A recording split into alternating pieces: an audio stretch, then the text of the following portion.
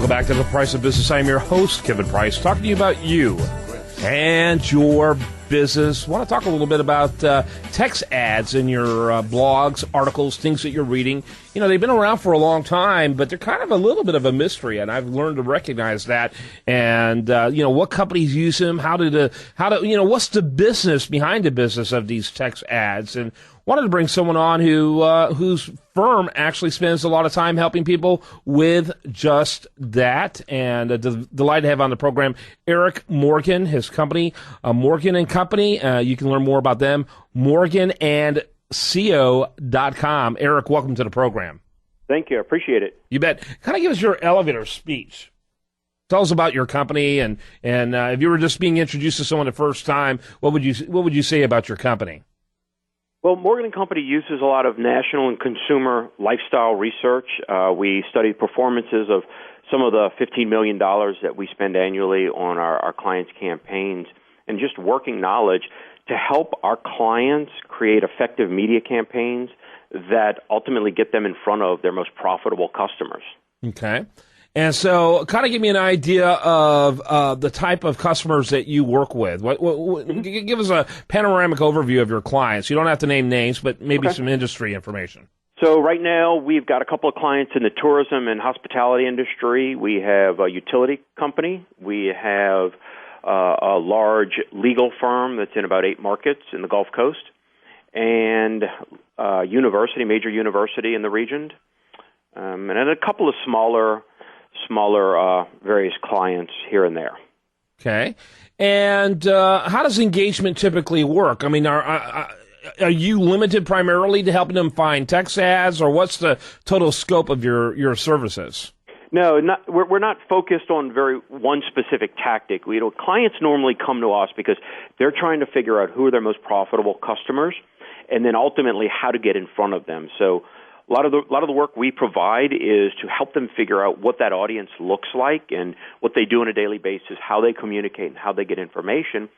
And those findings ultimately lead us to recommendations and putting plans together based on those consumers that we're trying to get in front of. Sometimes it's a lot of digital, where contextual ads come into play. Sometimes it's traditional, it's television, it's newspaper. And of course, there's hybrids that go along the way of, bringing the old world with the new world. Yeah. Well, tell me a little bit about the, in terms of type of websites that you tend to place the ads on. Is there a certain, I guess it depends a lot on the client, doesn't it? It does. It depends upon the client and the industry, and ultimately the message that we're trying to convey and the conversion that we're trying to get to take place. Conversion meaning some sort of action, whether it's sign up for a newsletter, buy this, or get some sort of opinion or behavior out of them. Mm-hmm. So, there's a couple of groups out there that allow you to do just mass websites, meaning they might represent thousands of websites, and you can approach them from a vertical standpoint. You can behavioral target based on certain attributes. You can target by age and demographics, and of course geography. So it's really, the starting point is really, what the industry you're in. If it's travel related, it's more travel type websites. It's more experiential type websites. If your product is, a food product, so maybe it's baking and recipes type websites. And of course, like I said, there's a group of publishers out there that are all clustered under what's called an ad network, or you can go to individual sites like recipes.com, so forth. Mm-hmm. Yeah, interesting. And what have you seen in terms of trends for this? Are text ads continue to grow in prominence? Has there been a hiccup or a bump in them? Kind of tell me get the state, if you will, of text ads. It's very popular because what's happening is that people and marketers are realizing that, banner ads are great and they do serve a purpose, and depending upon the creative element, they can have a sizable return.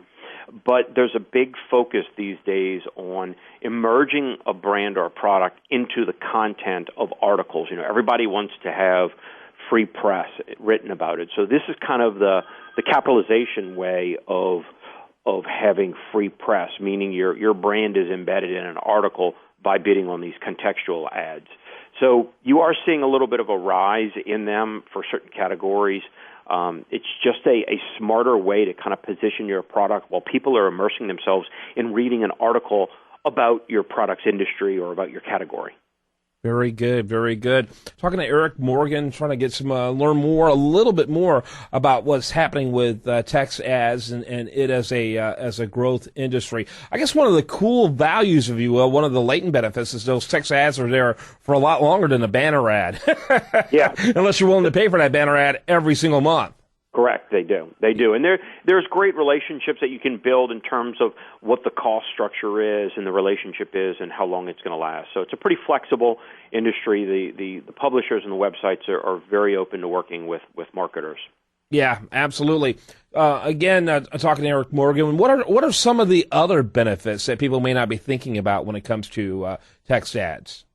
You know, when it falls into the digital category, it's amazing to see what sort of text ads are getting clicks and what sort are getting action. So you can actually track them because ultimately behind the workings of everything, you're looking at basically ad groups of ad words, keywords, and phrases that you're working with. And so you can see which ones are performing better than others. And although there's kind of like the top level of, hey, you know, this one works better than the other, but it gives you a stronger sense of what your consumers and what your customers think about your product and what makes them a little bit more motivated in terms of using one word over another. So it's great insight on the mental aspect of your customers.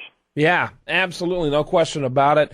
I think people really need to explore this. It's one of those things that again, is kind of under the radar screen a little bit in the area of advertising, but nonetheless, people need to be taking notice of it. And so, how do you get placement? Is it usually through direct payment to the blogs and websites that'll run the ad, or do you try methodologies of offering free content and infograms? What are some of your tactics?